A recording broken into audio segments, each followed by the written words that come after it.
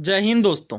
इस वीडियो में हम लोग क्या करेंगे, जो इंडस वैली सिविलाइजेशन है, हड़प्पन सिविलाइजेशन, उससे यूपीएससी और डिफरेंट एग्जाम्स में जितने भी क्वेश्चंस आए हैं, आई थिंक 30-35 से ज़्यादा सवाल होंगे, वो सारे क्वेश्चंस करेंगे और पहले अच्छे से चीज़ों को समझ लेंगे। और मैं आपको बता दूं, जब मैंने 6th क्लास की एनसीईआरटी करवाई है तो उस टाइम पे इंडस वैली सिविलाइजेशन को भी कवर किया है। इसी वीडियो में मैंने क्लास 6 की एनसीईआरटी के तहत जो हड़प्पन सिविलाइजेशन उसे कवर किया है। इस वीडियो का लिंक मैं डिस्क्रिप्शन बॉक्स में प्रोवाइड कर दूंगा। और एनसीईआरटी पूरी 6 क्लास की उसका मैंने प्लेलिस्ट भी बना दी, वहाँ से भी आप सारे चैप्टर्स को देख सकते हैं। तो ये चैप्टर आपके लिए मस्ट है। अगर आप इस चैप्टर को कर लेंगे तो ही ये जो प्रीवियस ईयर क्वेश्चन हम लोग करेंगे यूपीएससी के, वो आपके लिए फ्रूटफुल होंगे। ऑफ कोर्स हम लोग चीज़ें स्टार्ट करेंगे प्रीवियस ईयर क्वेश्चन, बट थोड़ा बहुत ही क्विक रिवीजन कर लेते हैं, ताकि और बाकी जो नए नए टॉपिक आते जाएंगे वो हम लोग कवर करेंगे टॉपिक क्वेश्चन के साथ ही। वैसे बहुत कम आएंगे अगर आप उस लेक्चर को कवर कर लेते हैं तो हमने बात की थी सबसे पहले स्टोन एज की, कि लोग किस तरह से पत्थर वाला जो एज था, जब लोग पत्थर के हथियार बनाते थे। इसमें भी हमने स्टोन एज के अंदर भी हमने 3 तरह की बात की, पेलियोलिथिक, मीजोलिथिक और नियोलिथिक। पेलियो का मतलब होता है ओल्ड स्टोन एज, यहाँ पे जो है वो हथियार बड़े बड़े होते थे। मीजोलिथिक में हमने देखा कि फाइन जो है छोटे छोटे हथियार देखने को मिलने लगे, ताकि और शार्पली जो है वो शिकार किया जा सके। और जो मीजोलिथिक पीरियड है वहीं पे मैंने बात की कि वहीं पे एग्रीकल्चर वगैरह की भी शुरुआत देखने को मिलती है। और जो नियोलिथिक पीरियड आता है वहाँ पे एग्रीकल्चर तो होता ही है, साथ के साथ डोमेस्टिकेशन वगैरह भी एनिमल्स का देखने को मिलता है। जैसे अगर आप देखें तो आदमगढ़ की बात की हमने, बागोर की बात की, जो कि बहुत बार अगेन एग्जाम के अंदर पूछा गया है। जो मैंने अपनी 6th क्लास के एनसीईआरटी का फर्स्ट चैप्टर लिया, वहाँ पे एनिमल के डोमेस्टिकेशन की बात की, जो कि 5000 BCE में ही, यानी आज से लगभग 7-7,500 साल पहले ही शुरू हो गया। ये बात आपको ध्यान में रखनी है। एक ब्रीफ अंडरस्टैंडिंग होनी चाहिए कि कौन कौन सी चीज़ें कब हुई। जैसे अगर आप देखें तो हड़प्पन सिविलाइजेशन से पहले भी स्टोन एज देखने को मिला, राइट। स्टोन एज के बाद हमें क्या देखने को मिलता है? चालकोलिथिक फार्मिंग कल्चर देखने को मिलता है। चालकोलिथिक एज का मतलब क्या होता है? कॉपर एज, जहाँ पे कॉपर के हथियार बनने शुरू हो जाते हैं, कॉपर की चीज़ें हमें देखने को मिलती है। लेकिन जो हड़प्पन सिविलाइजेशन थी, जिसे हम लोग इंडस वैली सिविलाइजेशन कहते हैं, इसके नाम को लेकर भी मैंने आपको क्लैरिटी करवा दी है कि हड़प्पन जो है वो फर्स्ट साइट था, हड़प्पा, इसलिए ये नाम पड़ गया हड़प्पन सिविलाइजेशन। वैसे ये सिंधु नदी के तट पर है, इसलिए इसे इंडस वैली सिविलाइजेशन कहते हैं। तो ये जो हड़प्पन सिविलाइजेशन है, ये कौन से एज की है? ये क्वेश्चन अगर आपसे पूछा जाए तो आपको बताना है कि ये ब्रोंज एज्ड सिविलाइजेशन है, ठीक है। जो बाद की, देखिए ये काफ़ी लंबा फेज था, आई थिंक 2-2.5 हज़ार साल से ज़्यादा का फेज था। तो बाद में जब ये फेज देखने को मिला तो यहाँ पे ब्रोंज की काफ़ी सारी चीज़ें देखने को मिली, इसलिए इसे कांस्य युगीन सभ्यता कहते हैं, ब्रोंज एज सिविलाइजेशन कहते हैं। और देखिए मैं हिंदी के टर्म्स भी यूज़ करता चलूँगा, ताकि जो हिंदी मीडियम के उन्हें जरा भी प्रॉब्लम ना हो। अच्छा, अब कुछ जो इंपॉर्टेंट साइट्स हैं वहाँ से जो चीज़ें मिली हैं उस पर क्वेश्चन बनता है। जैसे अगर हम लोग बात करें मोहनजोदारो की, तो यहाँ पे हमने इस पर हमने बात भी की थी कि ग्रेट बाथ देखने को मिलता है, जो कि काफ़ी मंजिला है और नीचे सीढ़ी नुमा है। और इसका फायदा यह है, ग्रेट बाथ का मैंने आपको इमेज भी दिखाई थी। आप वाकई में देख सकते हैं कि ये ग्रेट बाथ है। तो मैंने बताया था सीढ़ी नुमा लगा है और काफ़ी बड़ा एरिया है, और यहाँ पे माना जाता है कि रिलीजियस पर्पस से एब्ल्यूशन किया जाता होगा, शुद्धिकरण किया जाता होगा और स्नान किया जाता होगा। ये था ग्रेट बाथ, जो कि मोहनजोदारो में देखने को मिला। इसके अलावा मोहनजोदारो की सबसे खास बात है ग्रेट ग्रेनरी देखने को मिलता है। ग्रेनरी का मतलब अन्नागार, जहाँ पे अन्न रखा जाए, भोजन रखे जाए, जो एक्स्ट्रा बना लिए गए हैं, जो एक्स्ट्रा प्रोड्यूस कर लिए गए हैं। इसके अलावा मोहनजोदारो में और क्या देखने को मिलता है? ये बियर्डेड प्रीस्ट, सबको पता है, ये बहुत फेमस है। तो ये चीज़ देखिए, ये 11th क्लास की जो फाइन आर्ट्स की एनसीईआरटी जो आती है, आर्ट एंड कल्चर के लिए जो यूज किया जाती है, वहाँ पे भी आप देख सकते हैं चैप्टर 2 में काफ़ी छोटा चैप्टर है। यहाँ पे बस इंडस वैली के आर्ट के बारे में बताया जाता है कि कौन कौन चीज़ों का इस्तेमाल करते थे और क्या क्या चीज़ें देखने को मिलती थी। इसके अलावा जो सबसे फेमस है मोहनजोदारो के लिए, वो है डांसिंग गर्ल की। तो डांसिंग गर्ल अगेन मोहनजोदारो में देखने को मिलती है, जहाँ पे इस तरह का डिपिक्शन देखने को मिलता है, जो हाथ है वो राइट आर्म में है। तो ये अगेन वेरी फेमस है डांसिंग गर्ल वाला। ये बुल की इमेज देखिए, ये भी अगेन मोहनजोदारो का, और ये ब्रोंज फिगर है, ब्रोंज फिगर है ये। और ये आपको ध्यान रखना है, क्योंकि इस तरह से क्वेश्चन पूछ लेते हैं कि जो ब्रोंज फिगर वाला बुल है मोहनजोदारो में, वो कहाँ पे देखने को मिला, मोहनजोदारो, हड़प्पा, इस तरह से ऑप्शंस दे दिए जाते हैं। और सबसे खास बात मैंने आपको उस टाइम भी बताया था, लेक्चर के टाइम भी, कि यहाँ पे जो पॉटरी है, जो जार वगैरह बनाए जा रहे हैं, ये पेंट किए जा रहे हैं, पेंटेड अर्थेन जार का इस्तेमाल किया जा रहा है, जो कि मोहनजोदारो और बाकी साइट्स में देखने को मिलता है, जो कि हाईली पॉलिश्ड होता है, right. Northern black polished wear की हमने बात की थी, तो ये हाईली पॉलिश्ड होता है, ये भी आपको ध्यान रखना, और ये हड़प्पन सिविलाइजेशन में देखने को मिलता है। इसके बाद मदर गॉडेस का जिक्र करना सबसे इंपॉर्टेंट है। ये फीमेल फिगरीन हमें देखने को मिलता है मदर गॉडेस के नाम से, यानी मातृ देवी के नाम से, और माना जाता है कि इंडस वैली के लोग इस मदर गॉडेस की पूजा करते थे, मातृ देवी की पूजा करते थे। लेकिन यहाँ पे आपको पैलेसेस देखने को नहीं मिलेंगे, टेम्पल्स वगैरह देखने को नहीं मिलेंगे। सबसे इंपॉर्टेंट बात मैं आपको बता रहा हूं, यहां पे जो पूजा की जाएगी वो नेचर की जाएगी। इस तरह से, जैसे अगर मैं आपको बताऊं तो फर्टिलिटी गॉडेस और मदर गॉडेस जो मेनली एसोसिएटेड हो नेचुरल फिनोमिना से। इसके पीछे का रीजन कुछ इतिहासकार ये बताते हैं कि मे भी वो लोग डरते हो कि नेचुरल में कोई अनहोनी ना हो नेचर के अंदर, तो इसलिए नेचुरल वर्शिप की जाती थी। और नेचुरल वर्शिप में हम लोग मदर गॉडेस देख सकते हैं, इस तरह से पशुपति के सील देख सकते हैं।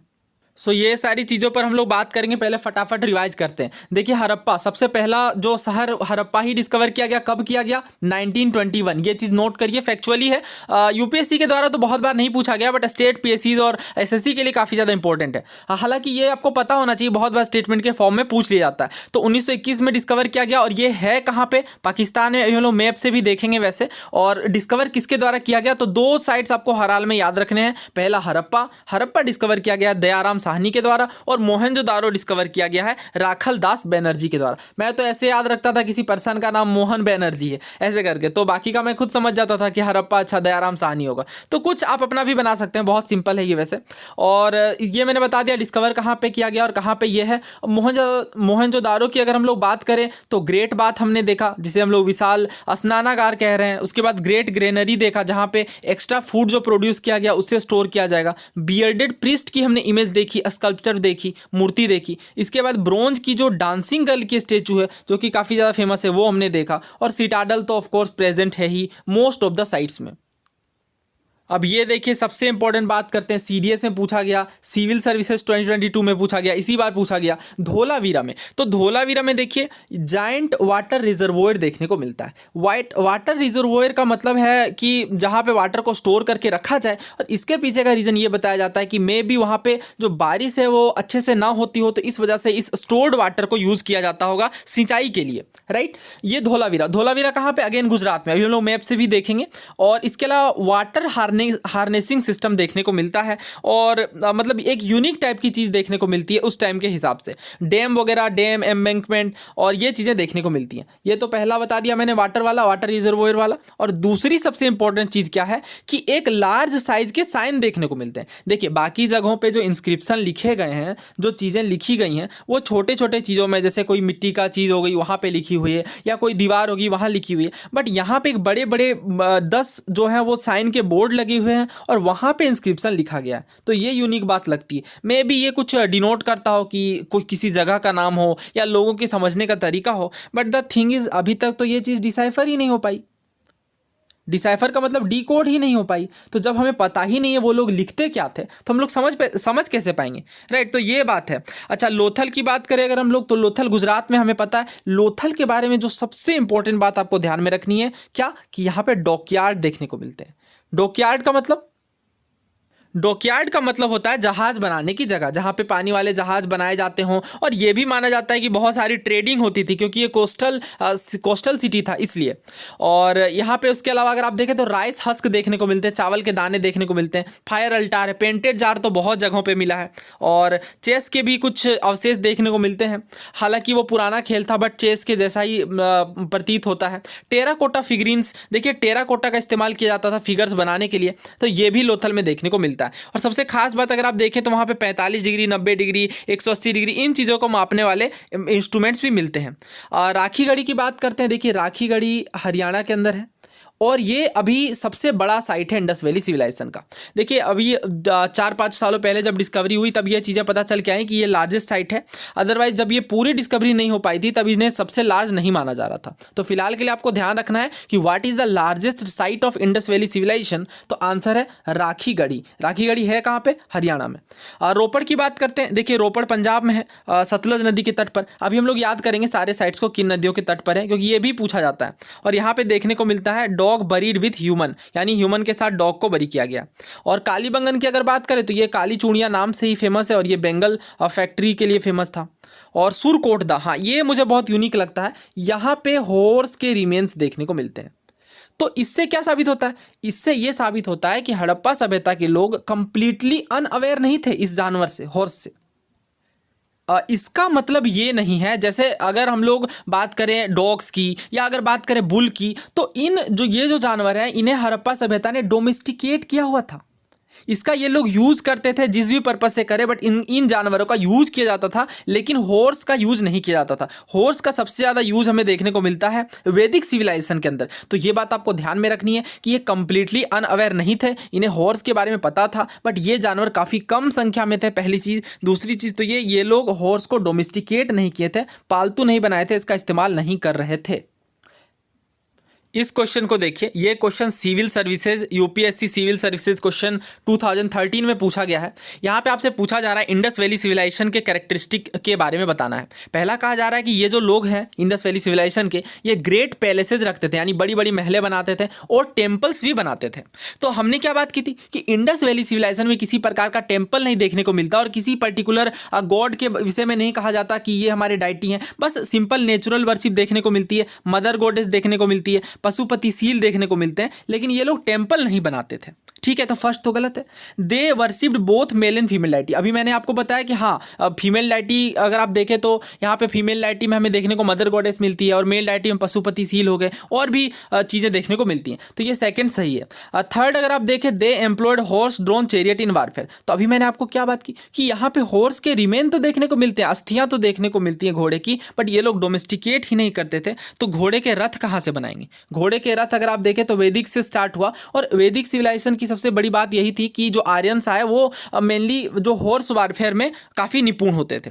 तो फर्स्ट और थर्ड यहाँ पे गलत है। कुछ लोग इसे इस तरह से सोचते हैं कि इंडस वैली सिविलाइजेशन घोड़े नहीं मिले, ऐसे बता रहे थे कुछ लोग, बिल्कुल गलत है। घोड़े के अवशेष हमने देखे सुरकोटदा जो कि गुजरात में है, वहाँ पे घोड़े के रिमेन्स देखने को मिले हैं, लेकिन घोड़े का इस्तेमाल, घोड़े को डोमेस्टिकेट नहीं किया जाता था और घोड़े के चैरियट जो हैं, जो रथ हैं, वो नहीं बनाए जाते थे। तो ये सिविल सर्विसेज का क्वेश्चन था। इसका करेक्ट आंसर क्या होगा फिर? 2 ओनली। ओके, यहाँ पे ऑप्शन बी यहाँ पे करेक्ट है, ऑप्शन बी करेक्ट है, ऑप्शन बी 2 ओनली।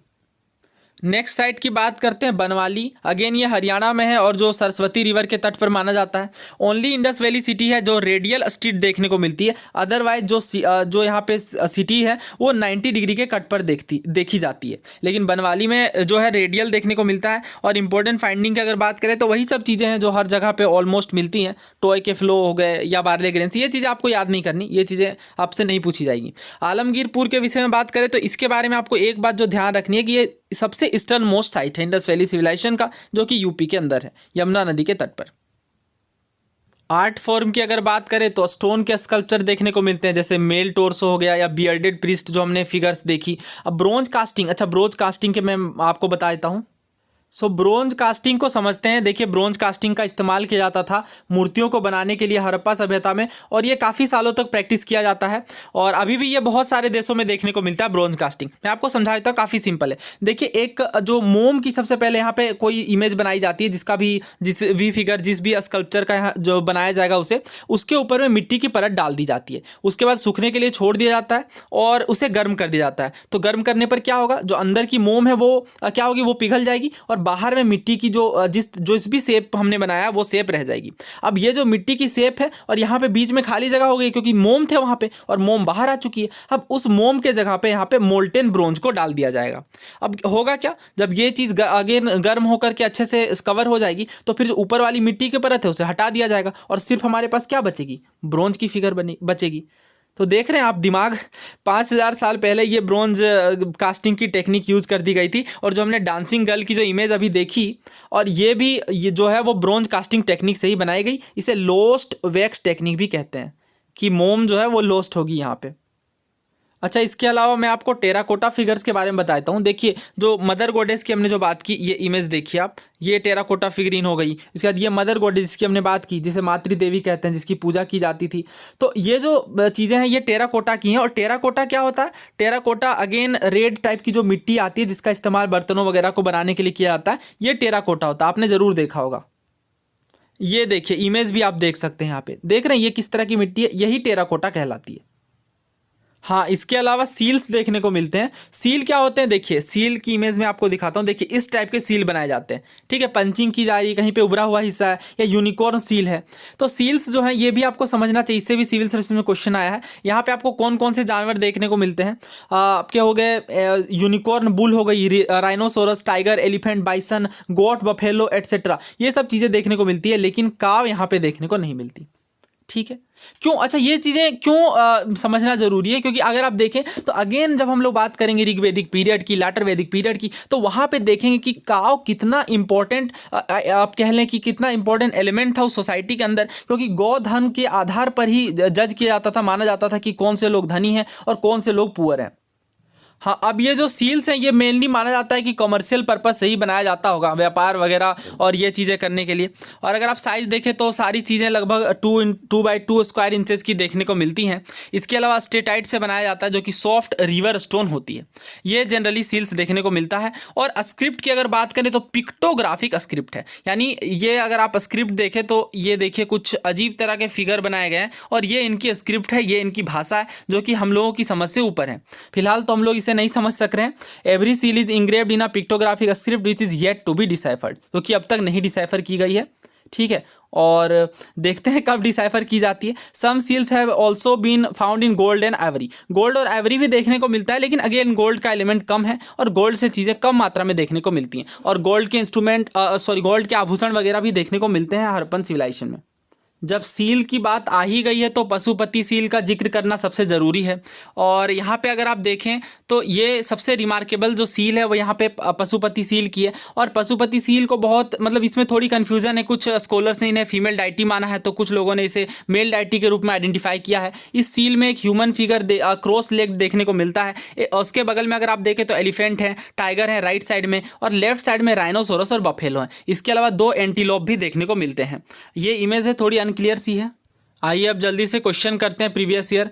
तो ये देखिए स्टेट पीएससी में पूछा गया है, बट पहले इजी क्वेश्चंस को लेंगे, उसके बाद टफ क्वेश्चन की ओर बढ़ेंगे। आपसे पूछा जा रहा है कि इंडस वैली के किस साइट में हमें बोट्स देखने को मिलते हैं। तो मैंने आपको बताया कि लोथल में हमें बोट्स देखने को मिलते हैं और डॉकयार्ड देखने को मिलते हैं, जहाँ पे बोट बनाया जाता होगा मोस्ट प्रोबेबली। तो ये लोथल हमें एक ही ऑप्शन में देखने को मिल रहा है, तो इसका करेक्ट आंसर ऑप्शन सी होगा। मोहनजोदड़ो और लोथल में आपको बोट्स वगैरह के साइट्स देखने को मिलते हैं।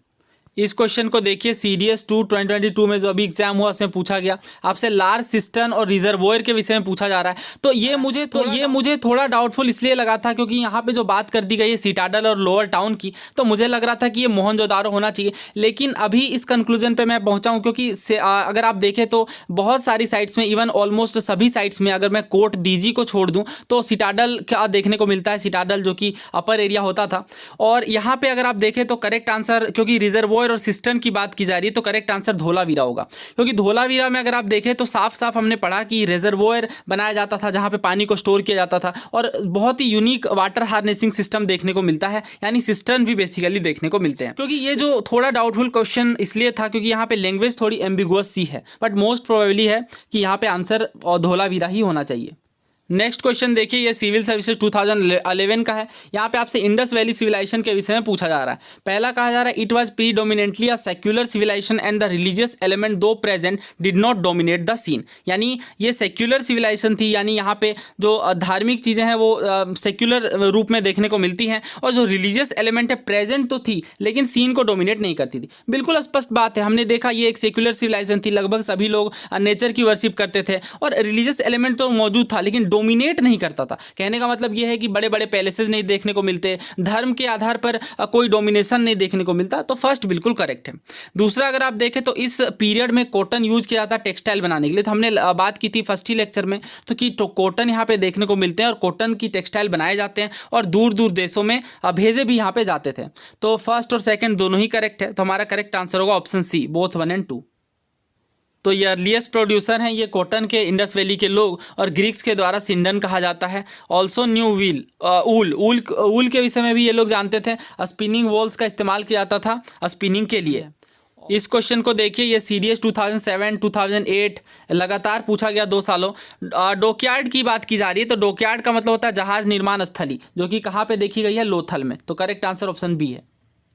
इस क्वेश्चन को देखिए, CDS 2005 का है। यहाँ पे आपसे पूछा जा रहा है कि इंडस वैली के बारे में कौन सी बात सही नहीं है। पहला कहा जा रहा है स्पिंडल होल्स का यूज़ करते हैं स्पिनिंग के लिए, अभी हमने देखा, बिल्कुल सही है। बोट मेकिंग करते हैं, ऑफकोर्स ये बोट मेकिंग करते हैं, लोथल में हमने देखा।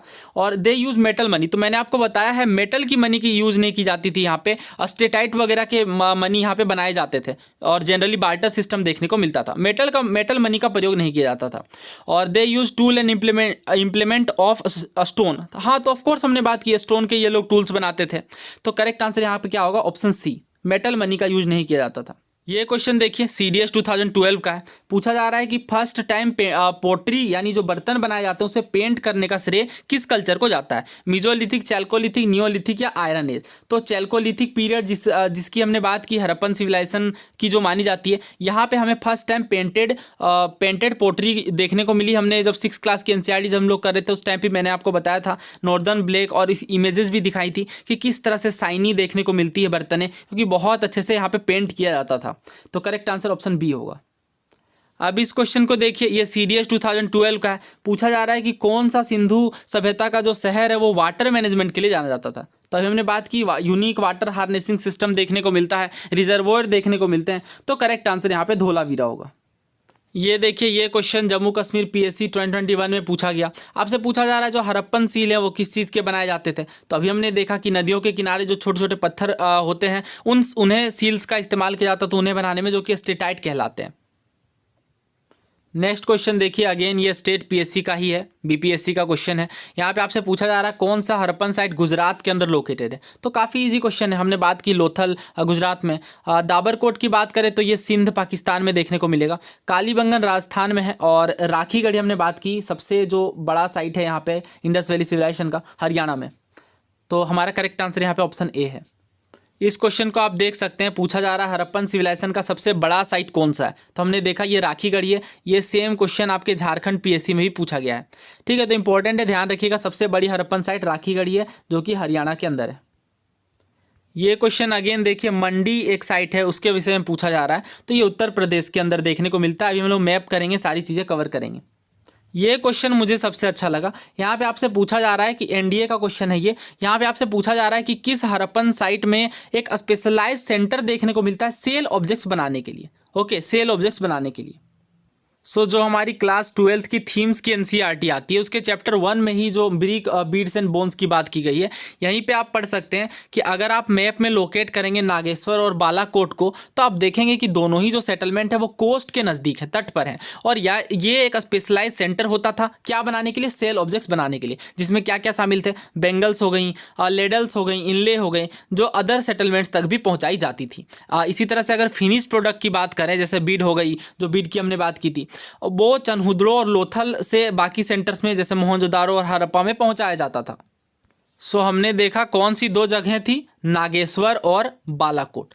तो क्या सिर्फ इस फैक्ट के लिए हम लोग दोबारा उस बुक के चैप्टर को पढ़ना शुरू कर दें? नहीं। तो यही चीज़ हमें प्रीवियस ईयर क्वेश्चन दिखाता है कि एक दो पॉइंटर जो मिसिंग है, किसी पर्टिकुलर बुक में है, किसी में नहीं है, तो उन चीज़ों को आप अच्छे से नोट डाउन कर लें ताकि वो चीज़ें ही अगेन रिपीट करती हैं।